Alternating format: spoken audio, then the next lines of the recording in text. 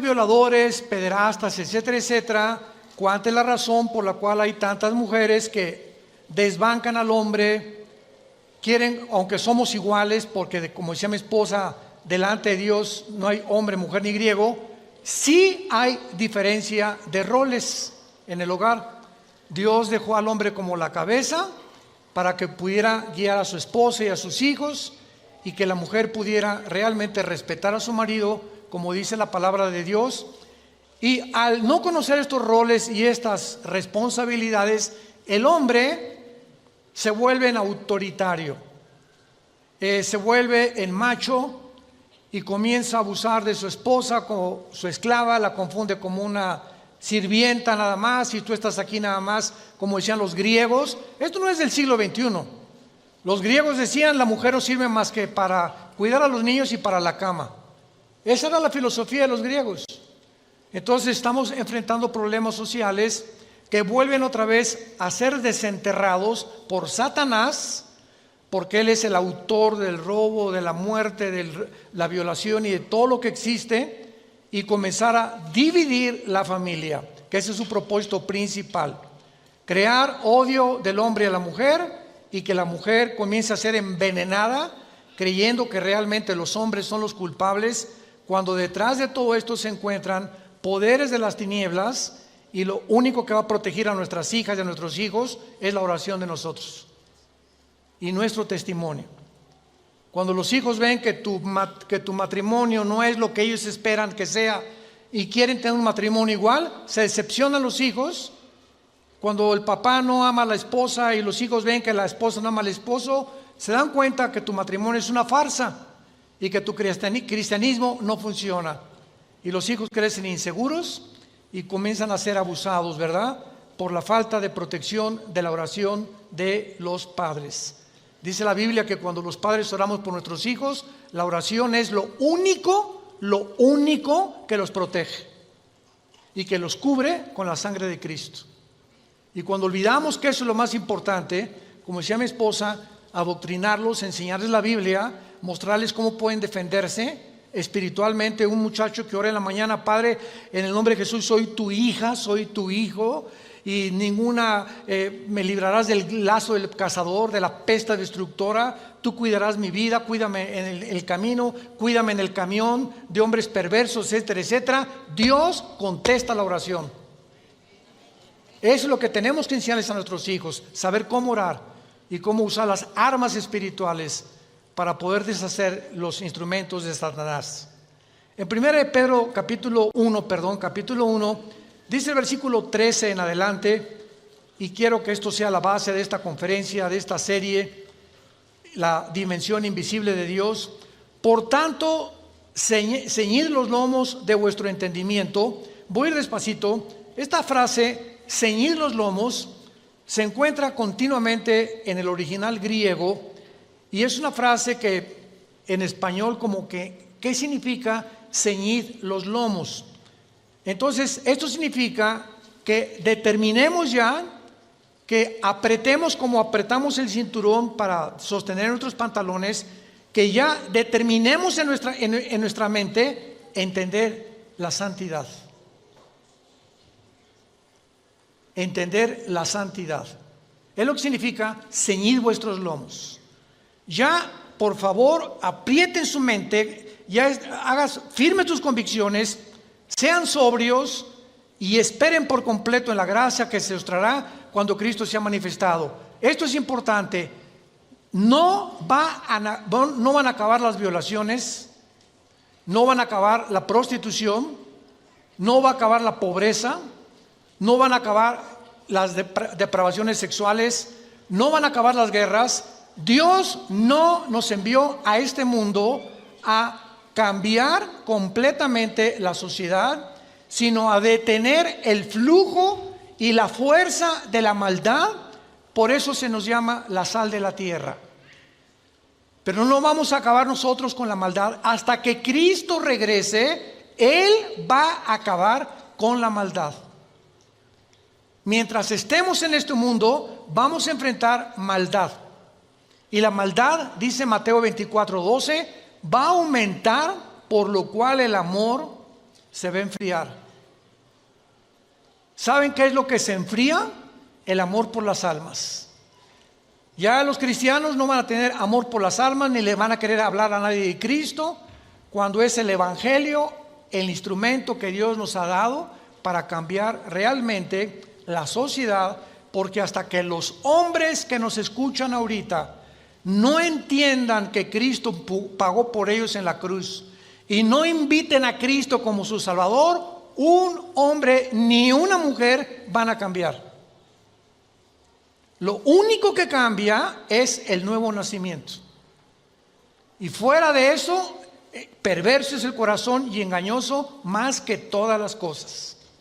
Hay un animal con el cual nacimos, que la Biblia le llama pecado, y que ahí está, los cristianos nos damos cuenta cada día que pasa y crecemos en Cristo más y más, que cuando ese animal que traemos de nosotros, aún los cristianos lo seguimos trayendo. Por ejemplo, tú tómate 2 o 3 copas de más, o trata de usar alguna droga, le abres la jaula al animal. Y te das cuenta con 2 o 3 copas o con una droga que ya no haces, ni piensas, ni hablas como una persona normal. Y vas a hacer cosas que nunca harías en tus 5 sentidos.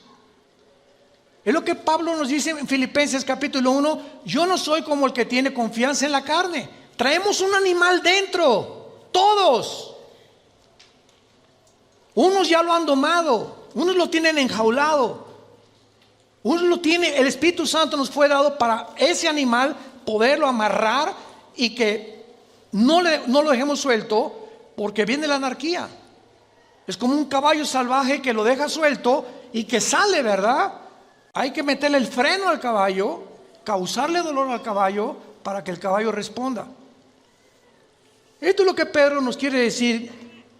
Aprieten ya los lomos de vuestro entendimiento, sean sobrios y esperen.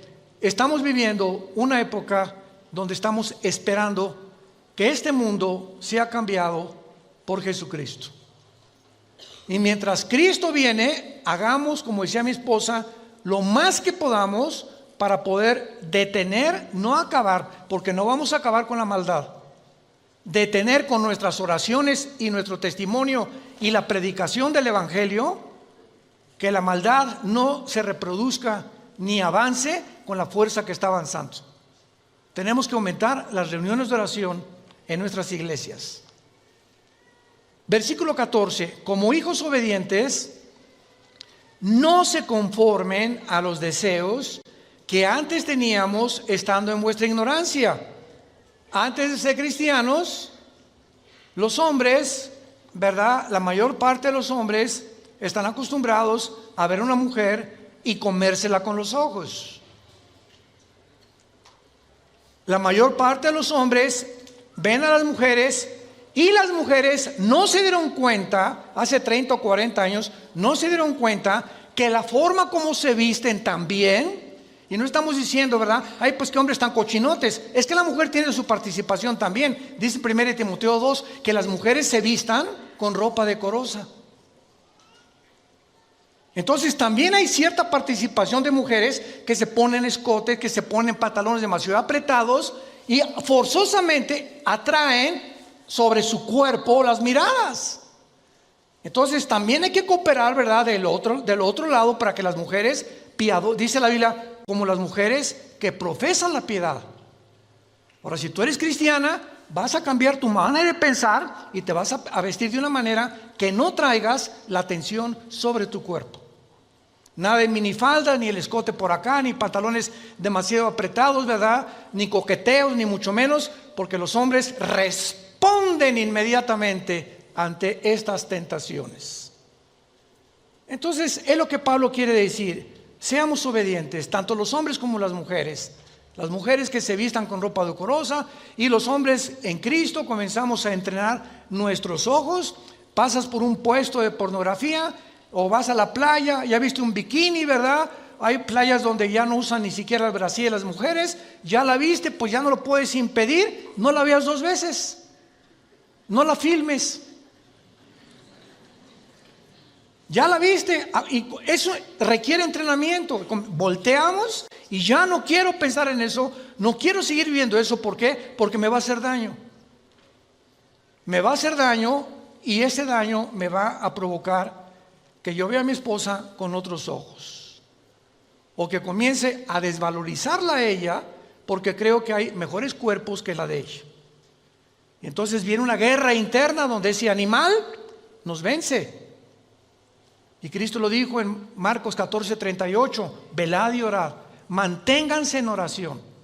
Velad, mantente despierto, porque estamos rodeados de tentaciones, películas, series, pornografía, revistas, por todos lados estamos inundados de pornografía, de inmoralidades.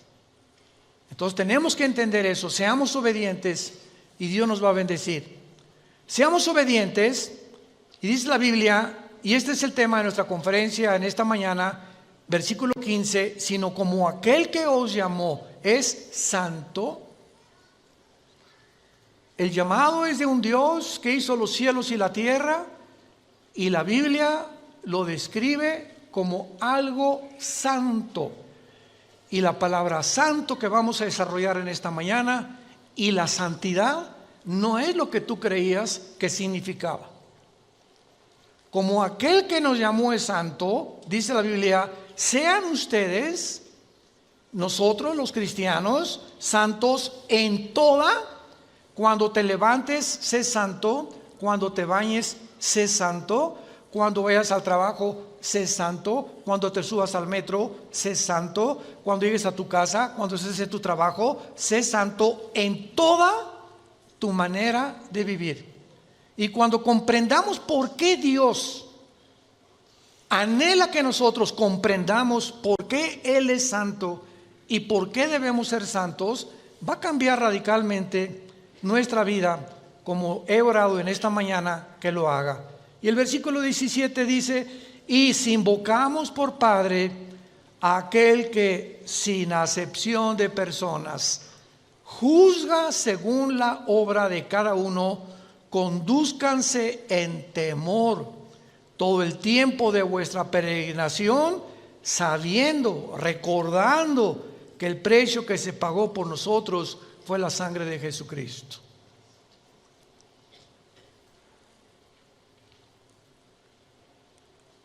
Una de las doctrinas más importantes de la Biblia es el temor de Dios. Me costó a mí mucho trabajo comprenderlo hace muchos años. Proverbios 1:8, el principio de la sabiduría es el temor de Dios. Capítulo 2 de Proverbios, hijo mío, guarda mis mandamientos, atesóralos en tu corazón, búscalos más que el oro y que la plata, porque entonces entenderás el temor de Dios. Entonces vemos que esa frase, el temor de Dios, comenzamos a pensar que Dios nos manda que tengamos miedo de Él, ¿no es verdad? Porque cuando dice el temor de Dios es el principio para que comencemos a tener decisiones sabias en la vida, tenemos que entender el temor de Dios relacionado con la santidad. Entonces hay dos frases diferentes porque en el hebreo y en el griego, en el original, son diferentes. Una cosa es tenerle miedo a Dios y otra cosa es tener el temor de Dios. Síganme con mucho cuidado. Las personas que le tienen miedo a Dios se alejan de Él porque tienen miedo de Dios. Y las personas que tienen temor de Dios se acercan a Él porque conocen su carácter y saben que no pueden andarse ni salirse con la suya, y que Dios nos ve desde que nos levantamos hasta que nos acostamos, lo que pensamos, qué hacemos, qué meditamos, qué libros leemos. Él tiene un monitoreo de nosotros, de los billones de personas que habitamos ahorita el planeta, que somos como 7.500 millones de habitantes. A cada persona Dios la tiene monitoreada, y vas en el metro y sabes lo que va pensando Chencho, lo que va pensando Chabelita en el metro de Suecia, lo que está pensando en Inglaterra. Es impresionante y no nos sorprenda. Ahorita la computadora más grande del mundo, que la tienen los chinos, hace millones de cálculos en un segundo.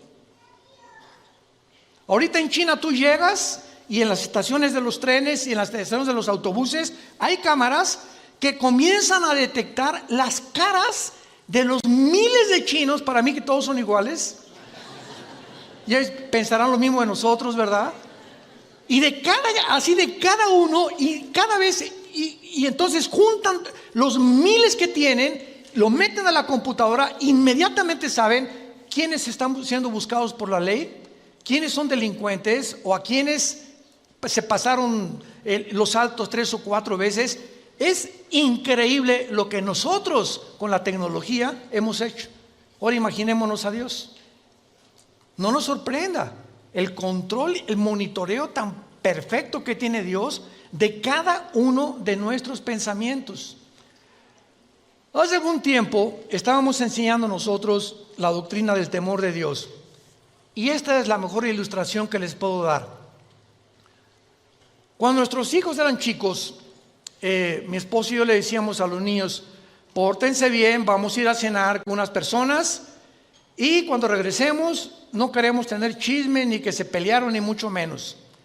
Y muchas veces regresábamos, mi esposa y yo, y encontrábamos cojines desplumados o etcétera, etcétera, porque cuando nos íbamos, pero nada más estaban esperando que arrancara el carro para gritar: ¡viva Zapata! Libres por fin. Cuando regresamos, hicimos algo. Vamos a poner cámaras de televisión en el baño, en la sala, en la cocina y en el jardín.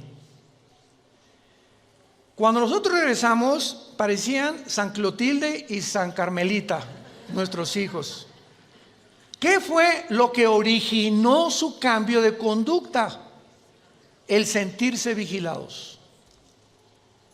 Cuando sabes que te están vigilando, no harías las cosas que haces cuando ni siquiera sabes que estás vigilando. Y muchos de ustedes hacen las cosas que hacen porque creen que Dios no los ve.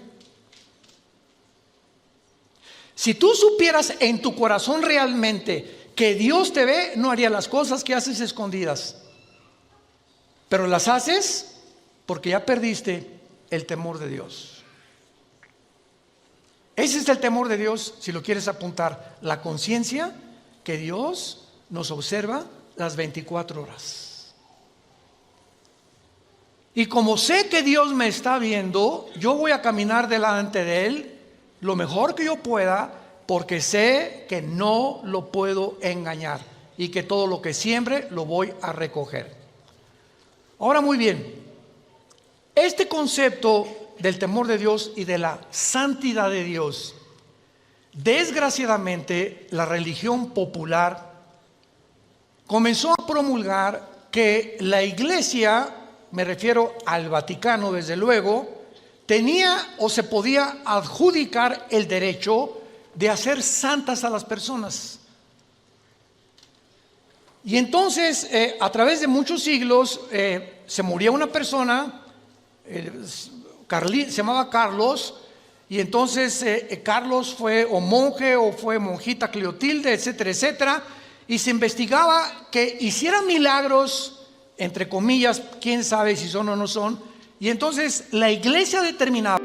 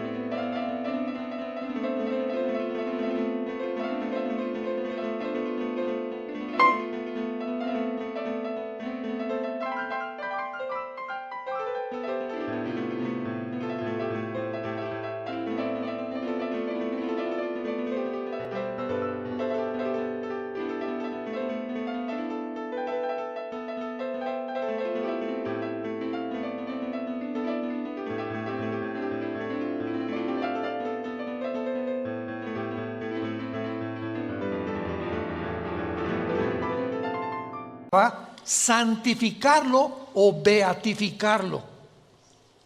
La iglesia se adjudicó el derecho de ella determinar quiénes son santos y quiénes no son santos. En otras palabras, nosotros vamos a declarar santos a los que nunca rompieron ni un plato.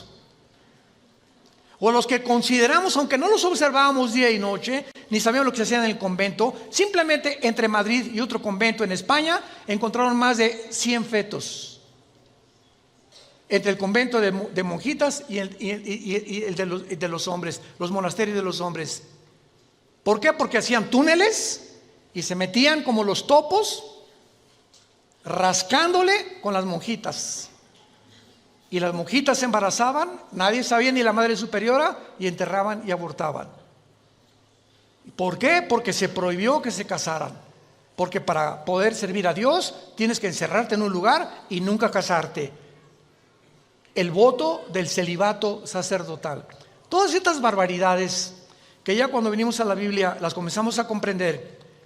Venimos a la Biblia y encontramos en la primera carta a los Corintios, en la segunda carta a los Corintios, en el libro de Éfeso, en el libro de Filipenses, de Colosenses, de Gálatas, todas las cartas comienzan: Pablo a los santos de Corintio, Pablo a los santos de Éfeso, Pablo a los santos. Vemos en la Biblia que Dios declara santos a los que han invitado a Jesucristo como su Salvador.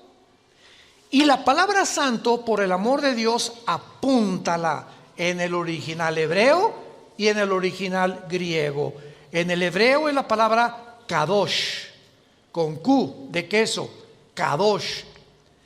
Y en el griego es la palabra que se usó para poder decir agios, agios con H y G de gárgara. Kadosh en el hebreo, agios en el griego. Y tanto en el hebreo como en el griego, la palabra santo nunca significa bueno. ¿Qué es el concepto que tenemos? Ahí te crees muy santito, ¿verdad? O sea, te crees muy bueno. La palabra santo no significa eso. La palabra santo, apúntalo, significa separado, apartado para servir a Dios. Cuando Dios nos dice, sean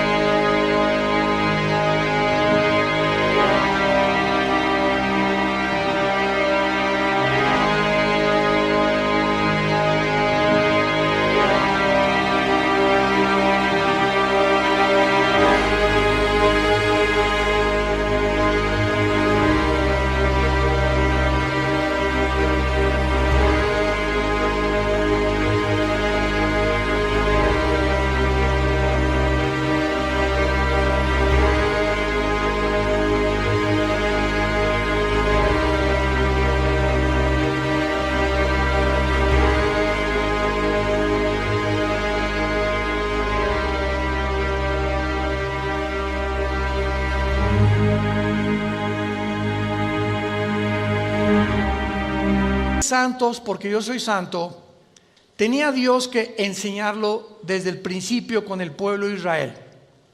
Dios agarró al pueblo de Israel y se lo trajo a un monte que se llama el Sinaí. Ahí en el monte Sinaí le dijo a Moisés: sube tú nada más allá arriba a la punta conmigo. Después subió Josué y al pueblo le dijo Dios que se queden a la mitad, porque el que se acerque a la montaña muere. Y comienza Dios a asociar la santidad con la muerte. En otras palabras, ustedes tienen que entender que yo soy una entidad. El Dios de la Biblia no es igual a ninguno de nosotros, ni a los ángeles, ni a los querubines, ni a los serafines. Es algo completamente separado de todo lo que Él creó. Y por ser tan diferente de todos nosotros y de todo lo que Él creó, sus pensamientos no son iguales a los nuestros. Las cosas que Él hace no son las cosas que nosotros hacemos. Son un abismo de diferencia entre las dos, entre la santidad de Dios y el pueblo que somos nosotros. Entonces, cuando suben al monte Sinaí, Dios comienza a enseñarles que las personas que se acerquen a Él tenían primero que purificarse, tenían que limpiarse, porque cuando se acercaran a Dios, Él no era igual que nosotros.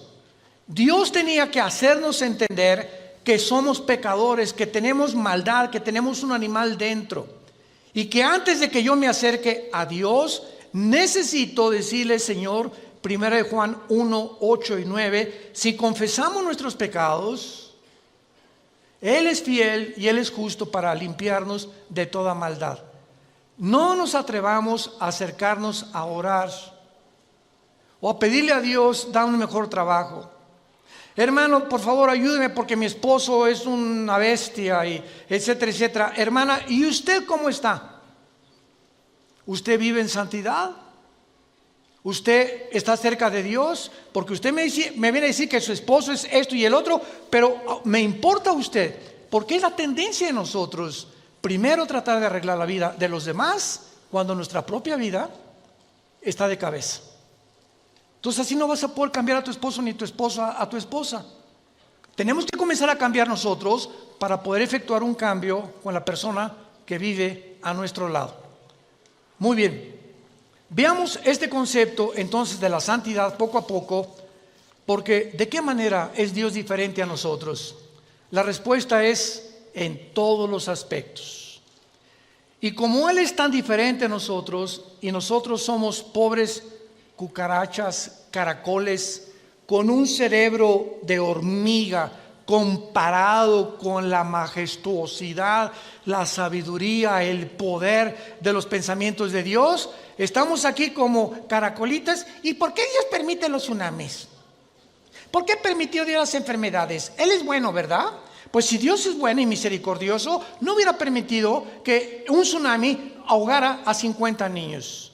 Y no hubiera permitido que a esa niña la violaran. Y no hubiera permitido que a mi esposo lo mataran atropellado o lo asesinaran. Y comenzamos nosotros a fabricarnos un Dios de acuerdo a lo que nosotros creemos que debería de ser y no el Dios de la Biblia. Vean la grande equivocación que tenemos cuando comenzamos a caminar con Dios. Él no piensa igual que nosotros. Y detrás de muchas cosas que suceden en el mundo se encuentran escondidos secretos que Dios se los revela a los que caminan con Jesús de la mano todos los días. Porque el precio que tienes que pagar para caminar con Dios es la humildad y la santidad. El Espíritu Santo, ¿por qué se llama Santo el Espíritu de Dios? Porque me dice el Espíritu Santo, Armando, agárrate de la mano. ¿Quieres caminar conmigo? Sí. Si caminas en santidad, te voy a guiar, te voy a fortalecer, te voy a decir lo que tienes que hacer, te voy a dar consejos, te voy a decir cómo, etcétera, etcétera. Pero si tú pecas, me sueltas de la mano porque soy hipersensible como las palomitas. Así es el Espíritu Santo. Y no puedo caminar contigo porque dos no pueden caminar de acuerdo si no estuvieran juntos. Para caminar con alguien tienes que estar de acuerdo con la persona que caminas.